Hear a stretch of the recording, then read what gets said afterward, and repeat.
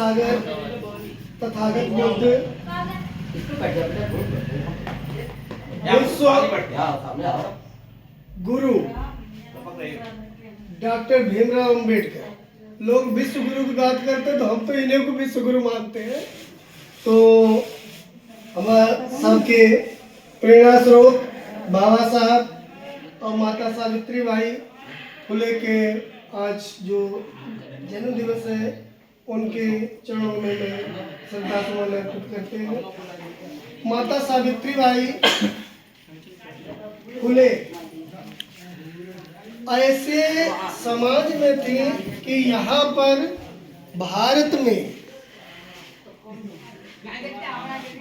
दलितों ओबीसी समाज को ही नहीं, चाहे किसी भी समाज की महिलाएं हो, उन सबको पढ़ने लिखने का अधिकार नहीं था।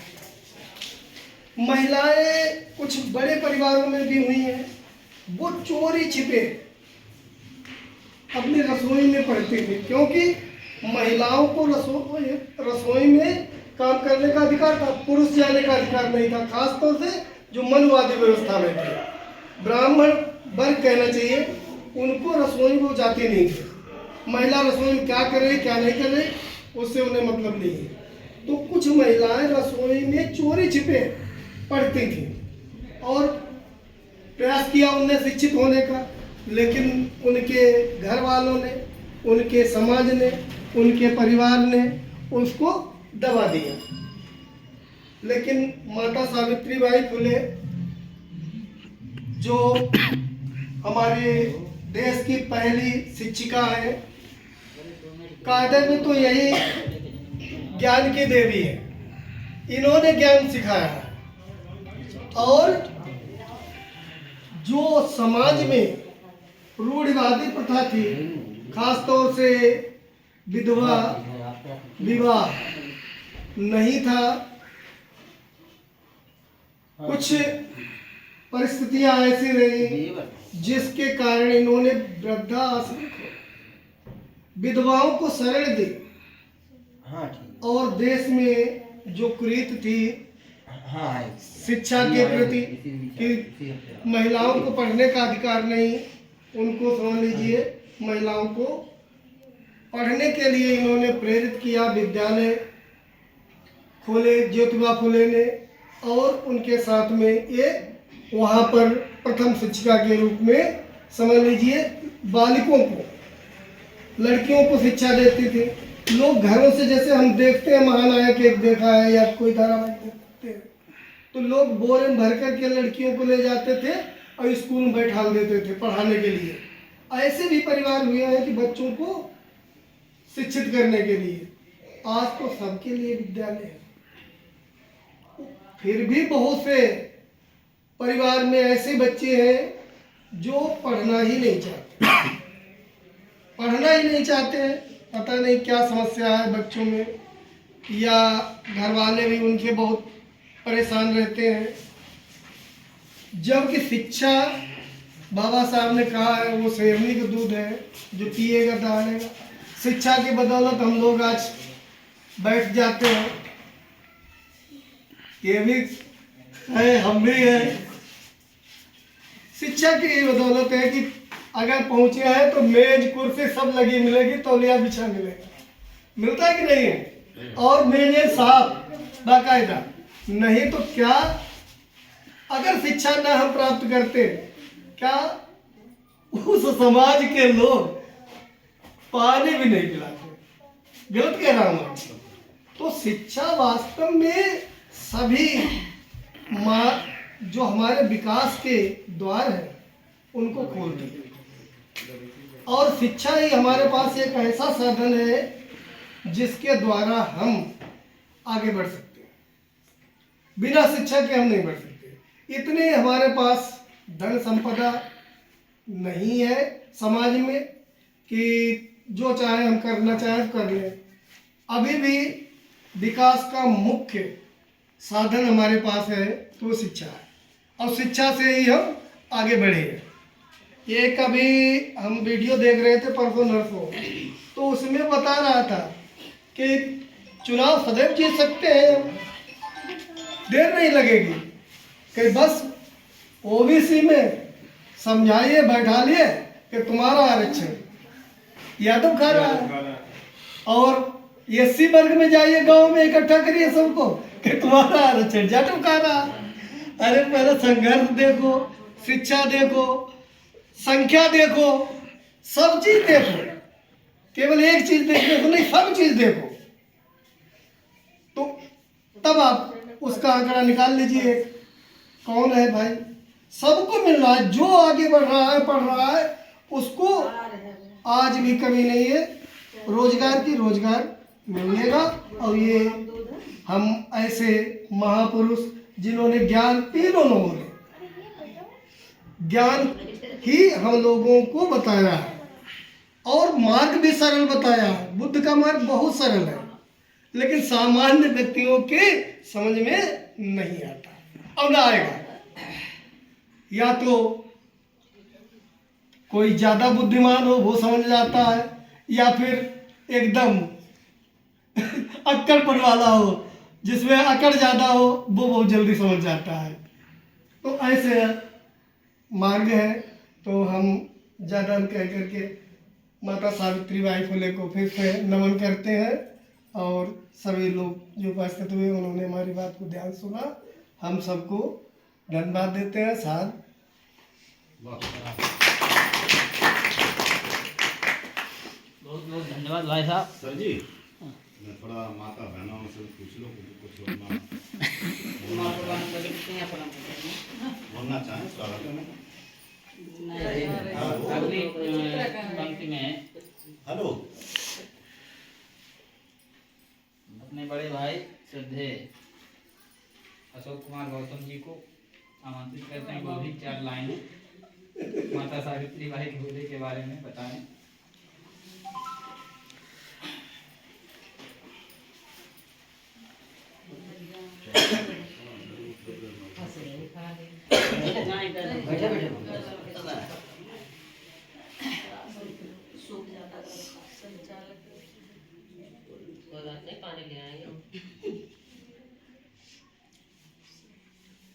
माता सावित्रीबाई फुले के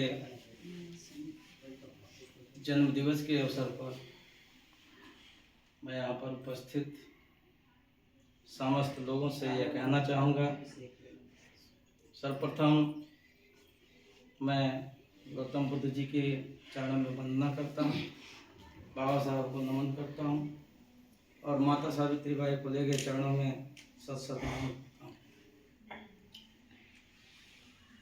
माता सावित्रीबाई जो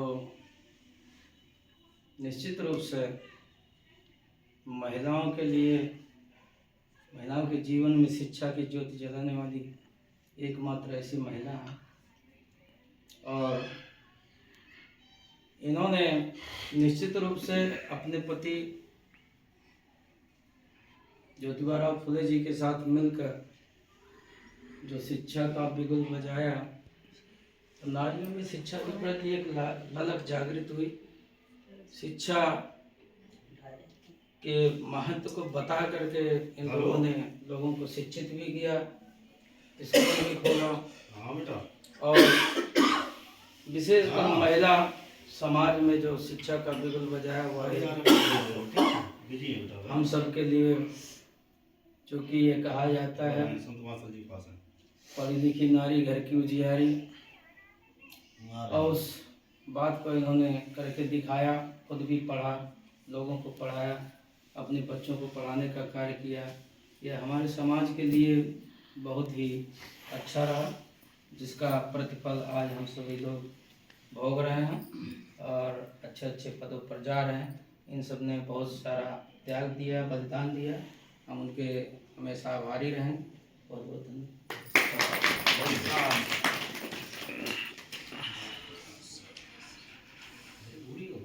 हाँ, बहुत बहुत धन्यवाद भाई साहब। मेरी आप लोगों से गुजारिश है, यदि कोई गलत बोल जाऊँ क्षमा करिए, और विशेषकर साहब महाराज जी कोई बात नहीं है, अपने बाहर का कोई नहीं है।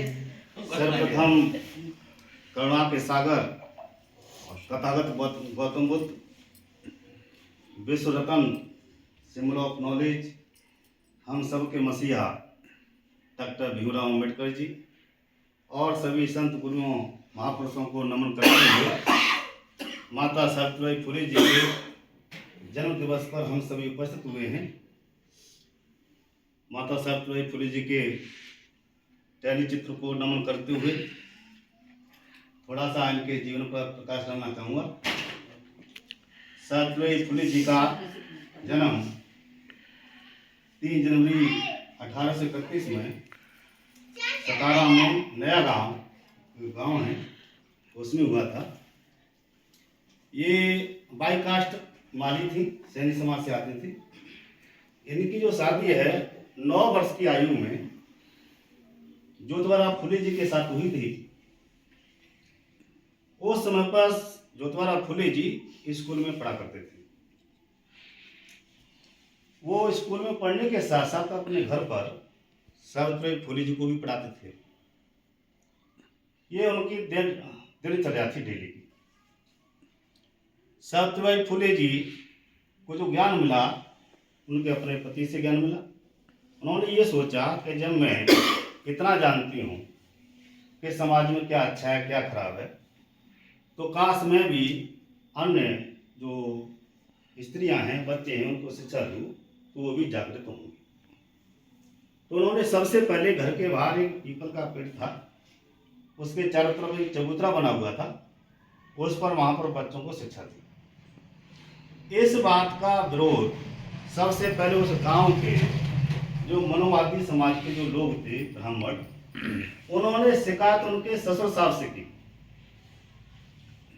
कि ये जो आपकी जो बहू है ये बहुत गलत काम कर रही है, जो काम कभी हुआ नहीं उस काम को ये कर रही है। क्योंकि स्त्रियों को उस समय पर शिक्षा देना तो बहुत दूर, उसके बारे में वो सोच भी नहीं सकती थी। उस समय पर इतनी रूढ़वादी परंपरा थी भारत में कि जिसका आप लोग सभी को ज्ञान होगा। इस बात की ससुर साहब ने, उनके ससुर साहब ने उनसे मना किया कि आप बेटा इस काम को मत करिए। वो नहीं माने। ज्योतिबा फुले जी ने सामना कर दिया कि नहीं, मेरी जो बच्ची काम कर रही है वो अच्छा काम कर रही है। उन्होंने बहुत समझाया कि बेटे अपनी बहू से इस बात को कहो कि वो लड़कियों को शिक्षा ना दे, आराम से रहे। ज्योतिबा फुले जी ने साफ मना कर दिया कि मेरी पत्नी इस काम को कर रही है, मैं उसके साथ हूँ, वो कोई खराब काम नहीं कर रही है, मैं उसे कभी मना नहीं करूँगा। तो उनके ससुर साहब यानी ज्योतिबा फुले जी के पिताजी इतने नाराज हो गए कि उन दोनों को घर से बाहर निकाल दिया। घर से बाहर निकाल दिया।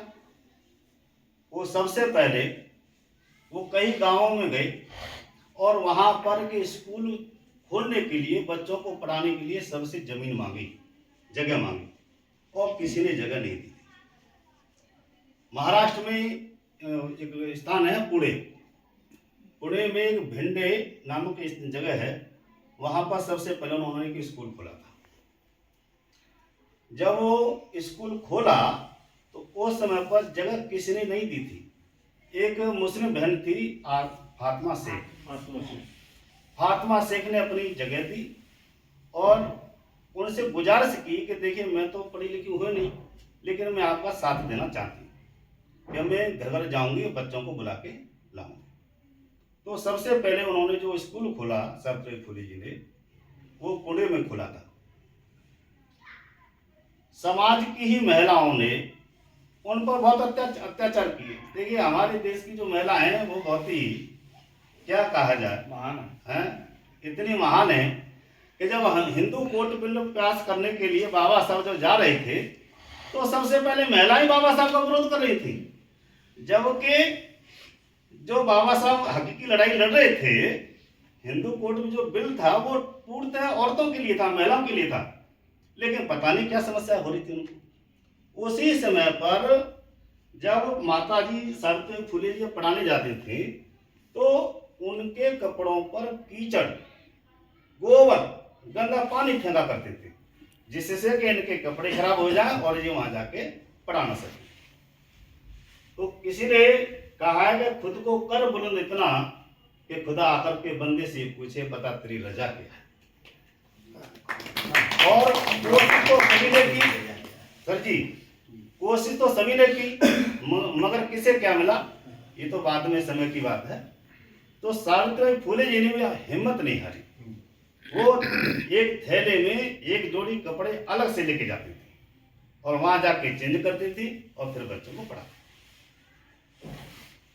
10 मार्च 1897, बड़ा मैं डेट भूल रहा हूँ तो बता देना, एक बीमारी चली थी प्लेग की। उस प्लेग की बीमारियों में लोगों की सेवा करते करते उनका देहांत हो गया, क्योंकि वो भी उस बीमारी की चपेट में आ गई थी। उन्होंने उससे पहले महिलाओं के लिए स्कूल तो खोले ही। हमारे समाज में प्रथा थी कि कोई स्त्री यदि विधवा हो गई है तो दूसरा विवाह नहीं कर सकती, तो उसके लिए उन्होंने इस बात का भरपूर प्रयास किया और विधवा विवाह संपन्न कराया। तो इनके बारे में जितना कहा जाए वो बहुत कम है। इसी बात को मैं यहीं पर समाप्त करता हूँ। परेशान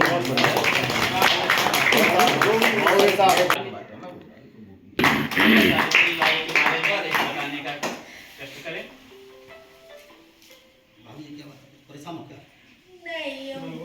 कुछ जगह थोड़ी वैसी है। ऐसे घूम के बैठो, ऐसे घूम के बैठो भाभी, घूम के बैठो। हाँ, इधर घूम के बैठो।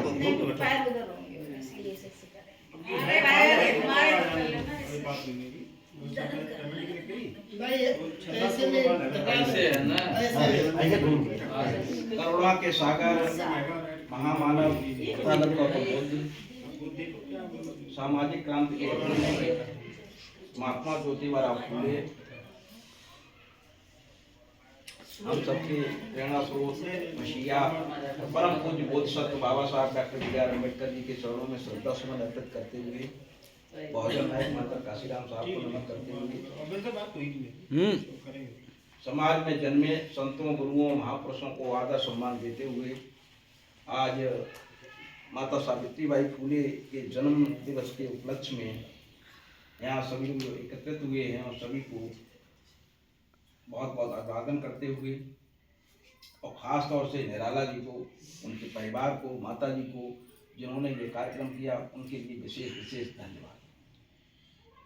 आप बहुत धन्यवाद के पात्र हैं कि आपने हम सबको यहाँ इकट्ठा किया और आपने ये कार्यक्रम किया, उसके लिए पुनः आपको बहुत बहुत साधुवाद। आप भी धन्यवाद के पात्र। साथियों, आज बात हो रही है माता सावित्रीबाई फुले पर। अगर माता सावित्रीबाई फुले को जानना है तो पहले महात्मा ज्योतिबा फुले को जानना पड़ेगा। कई हमारे साथियों ने बताया है उनके जन्म के बारे में, मृत्यु और विद्यालय के बारे में। महात्मा ज्योतिबा फुले जैसे सर जी बता ही चुके हैं कि माली समाज से थे, काम भी माली समाज का ही करते थे। मगर ये फुले साहब अंग्रेजी शिक्षा से ये पढ़ लिख गई थी थोड़ी सी। इनके एक रईस मित्र कहो या राजा कहो या अपनी भाषा में साहूकार कह लो, वो एक थे, उनके यहाँ उनका आना जाना था, क्योंकि उनके यहाँ पूजा होती थी तो इनके पिताजी वहाँ फूल ले जाते थे और जब फूल ले जाते थे उनके साथ ये भी जाने आने लगी। तो जब हम उम्र बच्चे होते हैं तो अक्सर उनमें दोस्तियां हो जाती हैं, तो उनसे उनकी दोस्ती हो गई महात्मा फुले की। ज्योतिराव नाम था उनका, ज्योतिराव। तो दोस्ती हो गई। दोस्ती में इन्होंने बहुत बाहर की दुनिया नहीं जानी थी, समाज में कैसी व्यवस्थाएं हैं क्या है। उस लड़के की शादी हुई और शादी हो और दोस्त जो है उसमें खुश ना हो या दोस्त ना हो तो शादी भी अच्छी नहीं लगती। तो वो शादी में ये सबसे पहले कोई कार्यक्रम में, अदर किसी कार्यक्रम में महात्मा ज्योतिबा फुले ने उसमें हिस्सा लिया तो दूल्हे के साथ में ये भी चल रही थी, जो चलने की व्यवस्था थी वो दूल्हे के साथ चल रही थी। और वहां की जो मनवादी का ब्राह्मणवादी व्यवस्था थी उसमें उन्होंने देखा कि एक माली का बच्चा सवर्णों के बराबर जा रहा है, ऐसे कैसे हो सकता है। तो जैसे ही आगे चले कानाफूसी शुरू हुई। उन्हें तो मालूम ही नहीं था कि व्यवस्था क्या है। जब कानाफूसी शुरू हुई तो कुछ लोगों ने उन्हें पकड़ा और कहा कि तुम्हारी ये इतनी हिम्मत, इतनी औकात, और बहुत जलील किया और उस लाइन से निकाल करके जहां सूत्रों की लाइन थी उस लाइन में जाकर के इनको लगा दिया। अब इन पे अपार कष्ट, किसी व्यक्ति की ऐसी समाज में बेइज्जती हो जाए तो सोचता है मैं तो दुनिया का सबसे ऐसा अपमानित व्यक्ति हूं, मुझे तो जीने का हक ही नहीं। इनके सामने ही सारी बारात चलती रही, मगर ये वहां पर खड़े थे। जब ये खड़े रहे, बाद में इनके मन में विचार आया कि हम इतने अपमानित होकर घर तो वापस नहीं जाएंगे, तो क्या करें, इनसे बदला भी नहीं ले सकते, उन्होंने तो मर तो सकते हैं। तो इन्होंने मरने का विचार पूरा प्लान बनाया कि मैं आज मर जाऊं। मरने के लिए अब कोई साधन होना चाहिए। तो पहले बाबरी हुआ करती थी, तो एक बाबरी के पास गए और वहां जाकर के बैठ गए और उस बाबरी में डूब करके मर जाएंगे, कुआं में डूब करके मर जाएंगे। उसी समय ऐसा हुआ कि कोई और शूद्र व्यक्ति वहां से गुजरा। जब उन्होंने उसको देखा, उसके पीछे झाड़ू बंधा हुआ था, वो झाड़ियों वाला कुछ बंधा हुआ था, गले में खांडी थी, मैले से कपड़े भी नहीं थे और तन बिल्कुल मैला कुचला। तो उन्होंने ऐसा देखा, अरे भैया तुम ऐसे क्यों ऐसा क्यों कर रहे? बोले ये हमारी व्यवस्था है। बोले अरे इसमें तुमको शर्म नहीं लगती कि साहब हमें तो इसी तरह से जीना है। अब वो वहां बैठ गए कि ये व्यक्ति इतनी जिल्लत के बाद भी जिंदा है, तो मेरा तो थोड़ा सा ही अपमान हुआ है। अभी उनका मरने का जो प्लान था वो उनमें विचार करने लगे कि मेरी तो थोड़ी सी बेइज्जती हुई है, मुझे तो सिर्फ निकाला गया है, गालियां दी हैं, मारा पीटा है, ये आदमी तो इतनी जिल्लत भरी जिंदगी जी रहा है, अपने पैरों के निशान मिटा रहा है, थूकने के लिए हांडी लटकाए हुए है, उससे तुम बेहतर। तो वहां से उनके मन में उस ब्राह्मणवादी व्यवस्था के प्रति इतनी सोच जो है उन्होंने अपनी डेवलप की, इतना उन्होंने अपने आप बताया कि इस व्यवस्था को मैं तोड़ूंगा। और उन्होंने मरने का प्लान कैंसिल किया और कैंसिल करने के बाद फिर उसी कार्य में वो लग गए। चूंकि इनकी शादी हो चुकी थी, बताया था 9-10 साल की अवस्था में माता सावित्रीबाई फूले के साथ में। तो जब इस व्यवस्था में वो लगे तो उन्होंने कहा कि मैं बिल्कुल अकेला हूं, और अकेला है तो उन्होंने कोई साथी, ये काफी छोटी थी तब तक कुछ बड़ी हो चुकी थी, तो उन्होंने ये विचार किया, बड़ा प्रेम करते थे दोनों एक दूसरे, माता सावित्रीबाई फूले और ज्योतिबा फूले। तो इन्होंने जो कुछ अपने पास उनका ज्ञान था वो ज्ञान इनको देना शुरू कर दिया। आज से शुरू करके इन्होंने इन्हें अक्षर ज्ञान से किताब पढ़ने से अंग्रेजी की भी इन्होंने, अंग्रेजी उसमें अंग्रेजी काफी प्रचलन में थी तो अंग्रेजी भी इन्होंने सिखा दी। अब महात्मा ज्योतिबा फूले समाज के हित में लगातार कार्य कर रही थी, ब्राह्मणवादी व्यवस्था इनका लगातार विरोध कर रही थी, यहाँ तक कि आप बता ही चुके घर में नहीं रह पाई। इनके पिता के पास कुछ खेत भी था।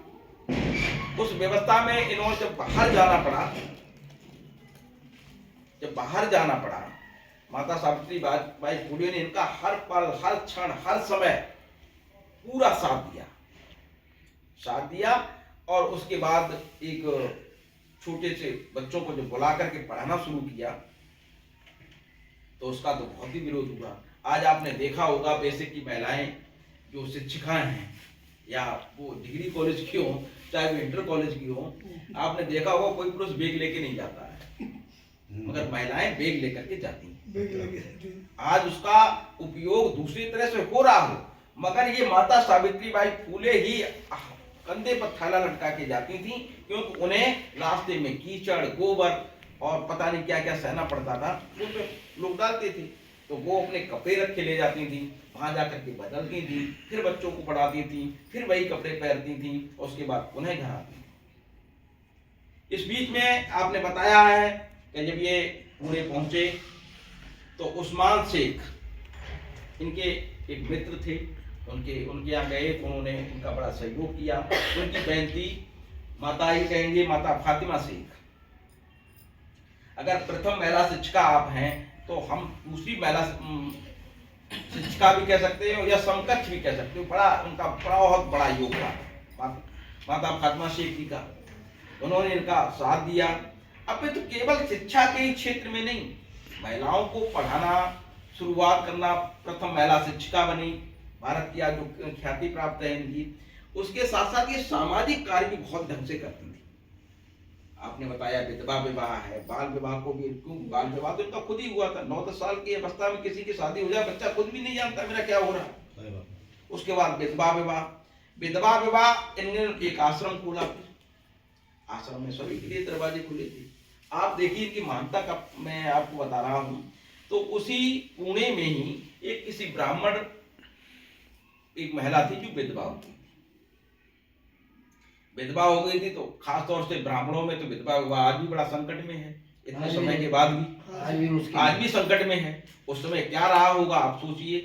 किसी तरह से ऐसा हुआ कि वो महिला गर्भवती हो गई, किसी से कुछ हो गया तो बेचारी गर्भवती हो गई, गर्भवती हो गई तो उसके सब जान के दुश्मन हो गए, दुश्मन हो गए तो उसने शरण ली माता सावित्रीबाई फुले के आश्रम, और उस आश्रम में शरण ली तो उन्होंने पूज्य ज्योतिबा फुले से कहा कि ये महिला, तो उन्होंने ये नहीं सोचा कि जिन लोगों ने हम पर पत्थर बरसाए, कीचड़ बरसाया, हम लोगों को, हमको अपमानित किया, मैं इस लड़की का कोई सहयोग नहीं करूंगी, मगर उन्होंने उसको अपने यहाँ रखा, और उसके रखने के लिए ब्राह्मणों ने बहुत दबाव दिया, बहुत तंग किया, एक तरह से युद्ध लड़ाई की स्थिति बनी रही, मगर उन्होंने उसकी भरपूर सेवा की। सेवा करने के बाद उसको बच्चा पैदा हुआ, उस बच्चे को उन्हें एडप्ट किया, माता सावित्रीबाई फुले से अपनी कोख से कोई बच्चा पैदा नहीं हुआ, उसी बच्चे को इन्होंने अपने बच्चे जैसा पाला, उसको अपना उत्तराधिकारी घोषित किया, उसको ही अपने साथ रखी इन्होंने। और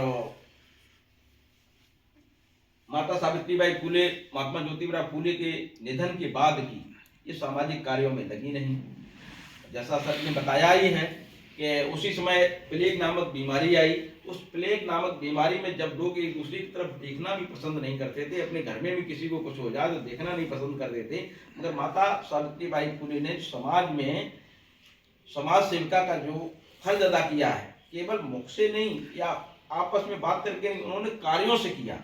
उन्होंने उस प्लेग में लोगों की बड़ी सेवा की, और सेवा में सेवा करती नहीं करती, लोगों को ठीक अस्पताल ले जाना, लाना, दवा दिलवाना, वो सब कुछ कार्य उन्होंने किया। उसी फिर प्लेग की चपेट में स्वयं भी आ गई, और जब स्वयं आ गई एक समय वो आया कि माता सावित्रीबाई फुले हम सब कुछ छोड़ करके चली गई। आज मैं यहाँ पर हूँ, उनको पुनः बहुत बहुत नमन करता हूँ। आज जो महिलाएं समाज में दिख रही हैं, अगर माता सावित्रीबाई फुले ने इतना युद्ध न लड़ा होता, ये किसी युद्ध से कम नहीं है, अगर ये युद्ध न लड़ा होता तो आज महिलाओं की दशा, या लॉर्ड मैकाले ना आया होता यहाँ पे तो महिलाओं की दशा, या उसके बाद में बाबा साहब ना आए होते तो महिलाओं की दशा, आप या बाबा साहब ना आए तो हम सबकी दशा।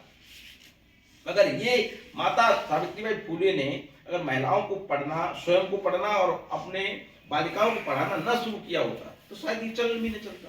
ये हमारी समाज की जो व्यवस्था है वो ऐसी रही, ऐसी व्यवस्थाएं रही हैं कि राजस्थान में एक राजपूत परिवार में एक महिला जो है शादी होके आई लड़की, कुछ समय बाद सारे पुरुष घर से बाहर निकल गए, सास बहू में 2 लोग रह गई, बड़ा मकान था, किसी तरह से आग लग गई मकान में, और आग लगने पे नई बहू थी वो बेचारी बचने के लिए दौड़ने लगी तो उसकी सास ने उसका हाथ पकड़ लिया, बोले मैं आज तक बिना पालकी के बाहर नहीं निकली, तो अपना कदम ऐसे कैसे रखेगी, और वो दोनों जल करके मर गई।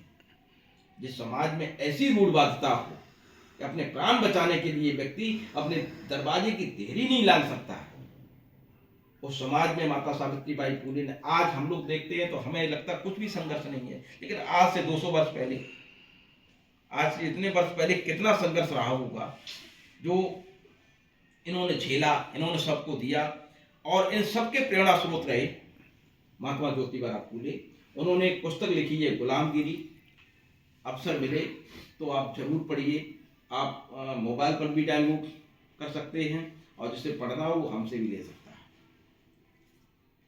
और खास तौर से आज शाहजहाँपुर से भैया और भाभी आए हैं। आपको बहुत बहुत धन्यवाद देते हैं कि आप यहाँ पेवर में आए और यहाँ आकर के आपने इतना हम लोगों को समय दिया, उसके लिए आप सभी लोग धन्यवाद के पात्र हैं। इन्हीं शब्दों के साथ मैं अपनी वाणी को विराम देता हूँ। जय भीम, जय भारत। बहुत बहुत धन्यवाद भाई हमारा थी। अब अगली कड़ी में और सभी जो कुछ भी रह गया हो हाँ वो अब आप कहेंगे पता है। अबे भैया जाए कहाँ? नाम में चश्मा ले लो सब, कोई नहीं देगा। क्योंकि बिना चश्मा तुम वो चेहरा अब दिखाना। अगली कड़ी में हम जी जी। यहाँ पर उपस्थित सभी लोगों को मेरा जय भीम, नमो बुद्धाय। जैसे कि आप सभी लोग जानते हैं, यहाँ सावित्रीबाई फुले का जन्म है। इनका जन्म 3 जनवरी 1831 में हुआ था। इनका जन्म सतारा जिले के नया गांव में हुआ था। और इसी के साथ इनका जो विवाह है 9 वर्ष की आयु में ज्योतिबा राव फुले जी के साथ, उस समय 12 वर्ष के थे ज्योतिबा राव जी। और इन्होंने फर्स्ट टीचर थी ये महिलाओं की, और इन्होंने बहुत ही कष्टों के साथ महिलाओं की शिक्षा को आगे बढ़ाया है। और हमें ये कभी भूलना नहीं चाहिए कि हम जो आज हैं इस जगह पर, इतना हक है हम लोगों को बोलने का, ये सब इन्हीं की बदौलत है। और इसी के साथ अगली पंक्ति में तान्या जाए भाई। First of all, a very thank you to all of you to give me this opportunity. जैसे कि आप सभी को पता है, आप सभी को पहले मेरा नमो बुद्धाय, जय भीम। और आज जैसे कि आप सभी को पता है सावित्रीबाई फुले जी का जन्म दिवस है, और इनका जन्म 3 जनवरी 1931 में हुआ था। 1831 में सतारा में हुआ था। और ये हमारी फर्स्ट फीमेल टीचर रही हैं। इन्होंने हमारे लिए इतना कुछ किया है कि इनकी बदौलत जो मैं आप लोगों के सामने इतना कुछ बोलने के काबिल हुई हूँ, जो बोल रही हूँ, इनकी वजह से ही हुआ है। और मतलब कड़ी मेहनत की इन्होंने फीमेल्स की पढ़ाई के लिए, उनको आगे बढ़ाने के लिए। इनको भी इतना हक नहीं था, बट इनके हस्बैंड ने इनका मतलब ज्योतिबा फुले ने इनका सपोर्ट किया, जिस कारण इन्होंने इतना कुछ हमारे लिए किया। और समाज में भी इतना उस टाइम पे नहीं होता था कि इतना सपोर्ट किया जाए फीमेल्स को, फिर भी इन्होंने सबको पीछे छोड़कर और एक शिक्षा को इतना ज़्यादा साथ दिया और हमारे लिए इतना सब कुछ किया। Thank you to all of you. कुछ सीखे भाई फिर तैयार क्यों नहीं किया तुमने? इतना सब बोले कैसे कैसे के सामने कैसे बोलिए? कल लिखवाए लो, बोलिए कल लिखवाए लो, ये से लिखवाए लो, अंग्रेजी में लिखवाए लो, हिंदी में लिखवाए लो। अरे नहीं भाई, संचालक महोदय सबको बुलवा रहे थे। संचालक जी का सबसे लास्ट में भाषण होता है, आगे जी तो हुए हैं, आप कैसे हो लास्ट में? अभी लास्ट में नहीं, अब लास्ट है कहाँ? अच्छा चलिए, बहुत बहुत बढ़िया। पुनः महाकाल में तथागत गौतम बुद्ध दलितों के मसीहा डॉक्टर को नमन करते हुए, माता सावित्रीबाई को नमन करते हुए,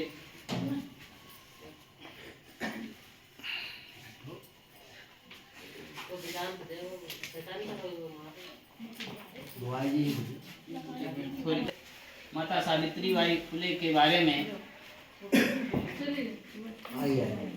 आप लोगों ने काफी सुन रखा है। जो भी शेष बचा हुआ है उसके बारे में हम थोड़ा कोशिश करेंगे बताने के।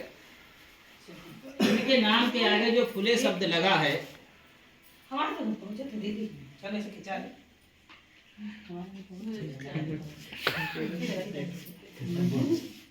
इनके नाम के आगे जो फुले शब्द लगा है, वो इनका जो परिवार था, इस समाज में जिनका जन्म हुआ, वो फूलों का व्यापार करते थे। उसी की बदौलत, उसी की वजह से इनके नाम के आगे, नाम के पीछे जो है फुले शब्द लगा। महात्मा ज्योतिबा फुले जब शिक्षा का कार्य कर रहे थे, तो उस समय भी जो सामान्य वर्ग के यानी ब्राह्मणवादी विचारधारा के लोग उस शिक्षा के कार्य को नापसंद करते थे और उन्होंने ऐसी एक रणनीति बनाई कि महात्मा ज्योतिबा फुले जो शिक्षा का कार्य कर रहे हैं, एससी ओबीसी समाज को जागृत कर रहे हैं शिक्षा की बदौलत, वो इस काम को ना कर पाए।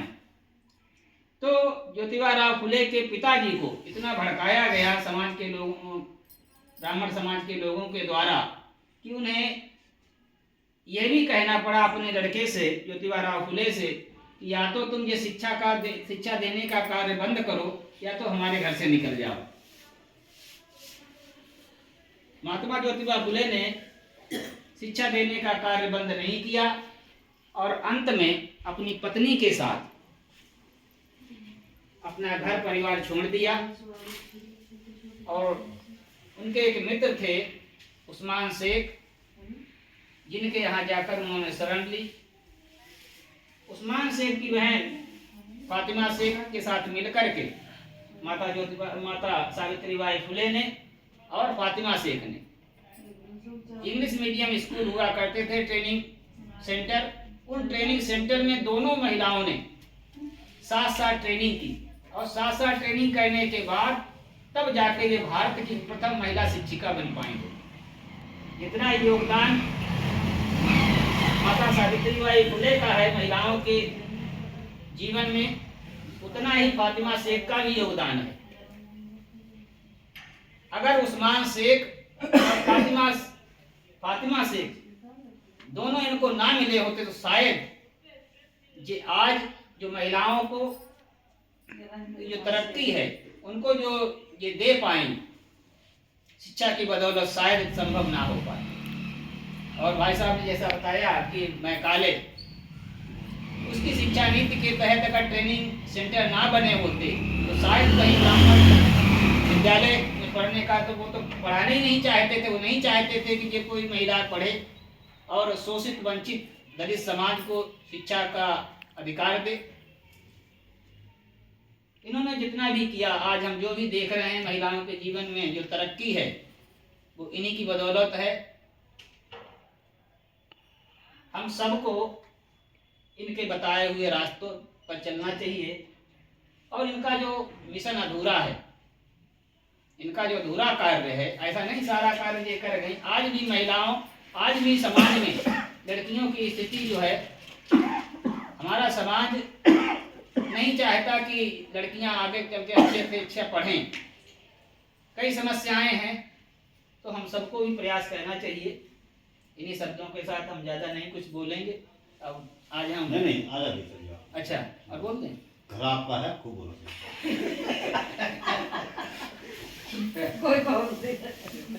लोगों को एक अपने रहस्य की बात बताना चाहेंगे, जिसको हम जब भी कहीं बोलते हैं, विद्यालय में बोलें या कहीं दूसरी जगह बोलें, तो हमें बोलने के बाद एक व्यक्ति की याद आती है। वो बैठे हैं भाई साहब। हॉस्टल में अगर इतनी सख्ती से हमें ना बुलवाते, भाई साहब भी उसी का हिस्सा है, इतनी सख्ती से हम लोगों को खड़ा करके ट्रेनिंग ना देते कि नहीं खड़े हो, बोलना है, खड़े होके बोलना है, परिचय देना है, कुछ नहीं अपना परिचय दीजिए, तो इन्होंने ट्रेनिंग दी। हम आजीवन इनके आभारी रहेंगे। अब जब भी कहीं बोलने के बाद सोचते हैं कि अगर भाई साहब हमारे जीवन में ना आए होते तो शायद हम और कुछ भी बन जाते, बोल लेते कुछ, लेकिन बोल नहीं पाते। तो इस कार्य के लिए भाई साहब को भी नमन करते हैं और इसी के साथ अपनी बात समाप्त करते हैं। और जय भीम, जय। हाँ,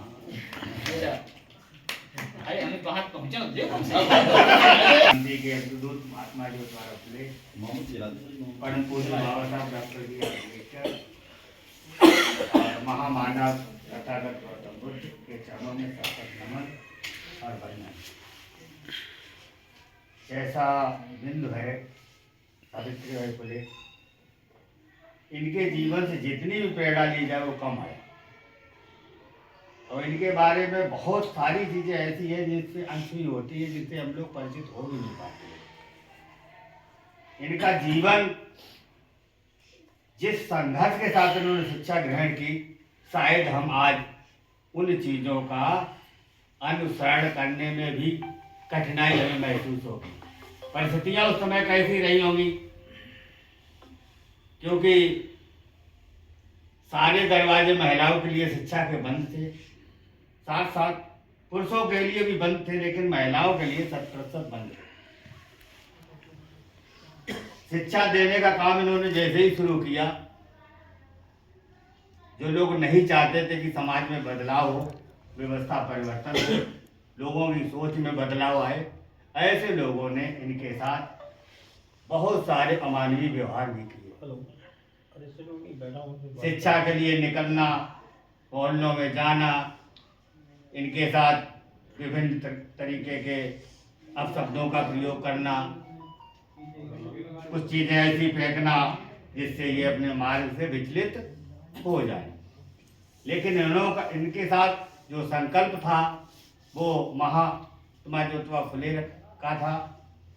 उन्होंने उस व्यवस्था को देखा और उन्होंने ये सोचा कि जब तक परिवार की हमारी महिलाएं, बहनें और बेटियां शिक्षित नहीं होगी, समाज में बदलाव की क्रांति शायद उतनी तीव्र गति से बढ़ सके जितनी हम चाहते हैं।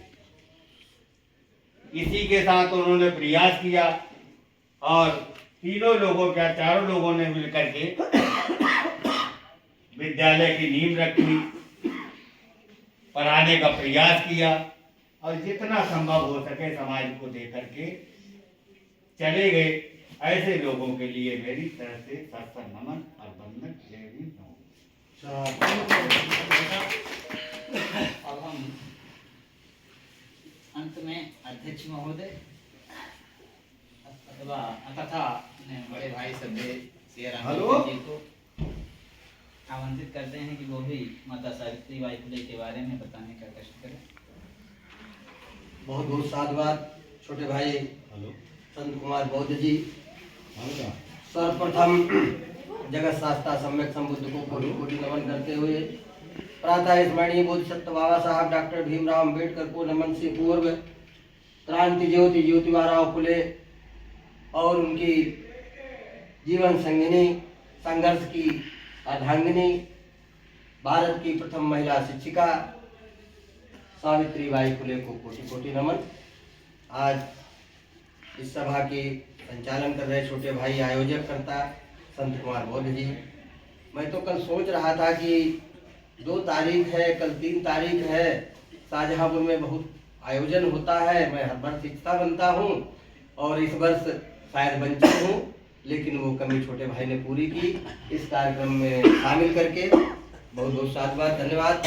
कार्यक्रम में उपस्थित आदरणीय वीरपाल सिंह जी, प्रताप सिंह जी, छोटे भाई दयानंद मित्तर जी, अशोक कुमार जी, हंसराज जी, संत कुमार जी, उषा, रेखा, उपासिका जी, माता जी, बच्चों, साथियों, माता जी के जीवन में और ज्योतिबा राव के जीवन पर बहुत गहन प्रकाश छोटे भाई संत कुमार और वीरपाल जी ने डाला। जीवन में कुछ शेष नहीं है।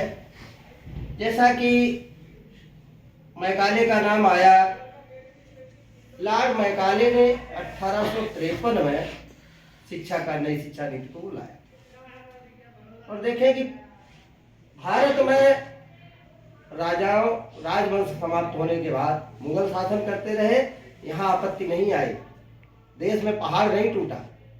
अंग्रेज शासन करते रहे, देश में पहाड़ नहीं टूटा। जब लॉर्ड मैकाले ने सबके लिए शिक्षा की और हम लोगों के पढ़ने के दरवाजे खोले, भारत छोड़ो अंग्रेजों 1857 की क्रांति शुरू। तो पढ़ने का अधिकार हमको देना, अंग्रेजों के खिलाफ बिगुल बजा। बाबा साहब को लिखा है कि अंग्रेज देर से आए और जल्दी चले गए, कुछ दिन और रुकना चाहिए। साथियों, उसी शिक्षा में ज्योतिबा राव फुले पढ़े। छोटे भाई अभी बता रहे थे कि एक शादी में ज्योतिबा राव जी की पिटाई जब हुई, अपमानित हुए, तो अपमान सूझा और मरने जा ही रहे थे। मरने का प्लान कैंसिल उनको शूद्रों को देखकर करना पड़ा, वो अति शूद्र थे। और फिर जाकर के जो 1 जनवरी 1818 की क्रांति का विजय स्तंभ, शौर्य स्तंभ है पुणे में जो बना हुआ है, उसको जाकर के देखा, उसको नमन किया, उसके योद्धाओं की संघर्ष गाथा देखी, तो इनमें जज्बा और क्या। सावित्रीबाई फुले को पढ़ाया, पढ़ाने के बाद एक खुद कई किताबें लिखी, कविताएं लिखी और सबसे बड़ा दुश्मन अज्ञानता को मानती थी और अंग्रेजी की प्रबल पक्षकार थी। अंग्रेजी की प्रबल पक्षकार थी कि अंग्रेजी पढ़ो, अंग्रेजी से ही हमारा कल्याण होगा। अंग्रेजी को देवी मैया वाला इन्होंने एक कविता भी लिखी, अंग्रेजी देवी मैया की, आप पढ़े। गुलामगिरी का जिक्र किया छोटे भाई ने। गुलामगिरी में आधा हिस्सा लगभग पूरे पाखंडवाद की पोल खोलता है और आधा भाग हमें कैसे आगे बढ़ना है ये सिखाता है। उसमें पात्र है हुंडीराव, उसको संबोधित करते हैं। पढ़िएगा, बहुत शुरुआत में बहुत अच्छा आनंद आता है उसमें। गुलामगिरी में भाई से लीजिएगा, आप पढ़िएगा, सब लोगों को बड़ा आनंद आएगा और आगे जीवन बढ़ने की उसमें कला है।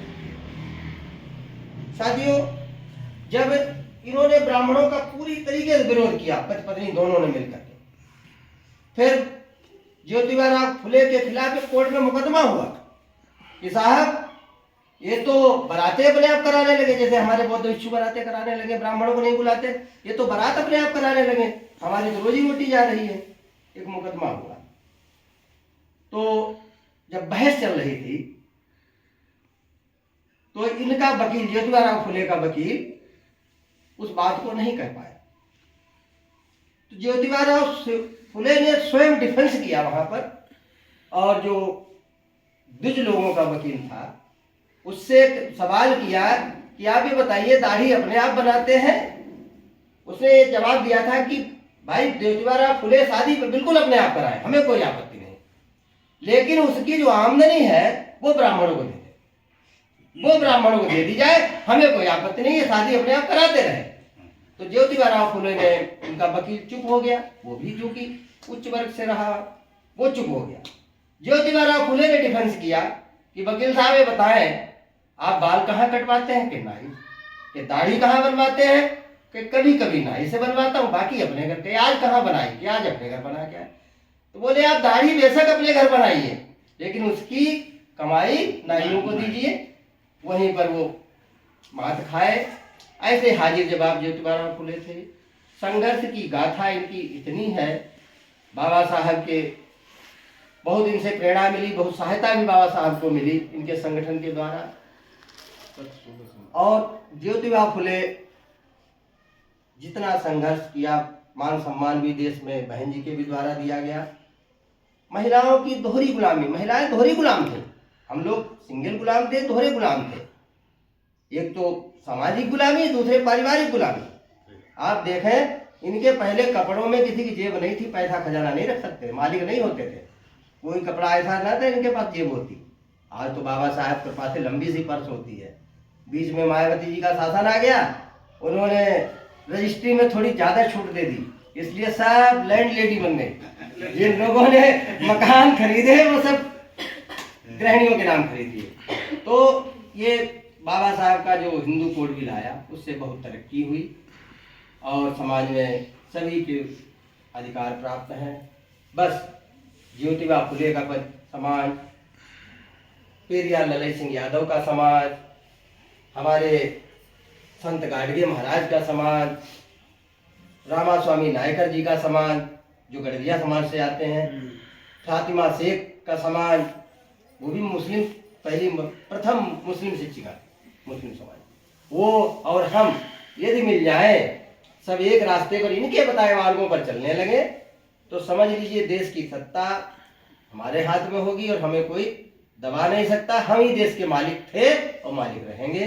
भाई बहुत बहुत साधुवाद और खास तौर से सभी की उपस्थिति के लिए, और छोटे भाई को पुनः बहुत बहुत साधुवाद। इन्होंने कार्यक्रम बहुत छोटे समय में आयोजित किया और हमें वंचित नहीं रहने दिया। और जो इन्होंने बताया कि छात्रावास की, इनका सबका बड़प्पन है, इनका सबका बड़प्पन है, ये लोग इतना आदर और सम्मान देते हैं। हमारे एक मित्र आपके यहाँ डियावस हैं, वो भी शाहजहाँपुर रहे, तो हमारी मित्रता उनसे हुई। वो अच्छे व्यक्ति हैं, आप लोग भी मिलिएगा, रिफरेंस दे दीजिएगा, मिलिएगा, अच्छा सम्मान करेंगे आपका। डियावस साहब सतीश कुमार जी यहाँ पर हैं, जी आपके मैनपुरी के डियावस हैं सतीश कुमार जी, हमारे मित्रों में से हैं। हाँ, शाहजहाँपुर में हम लोग साथ साथ काम किए, इन्हीं बातों के साथ अपनी वाणी को विराम देता हूँ और अध्यक्ष होने के नाते सभी का आभार व्यक्त करता हूँ। सभी ने अपनी उपस्थिति दी, इसके लिए सभी को बहुत बहुत साधुवाद। जय भीम, जय भारत, जय सावित्री।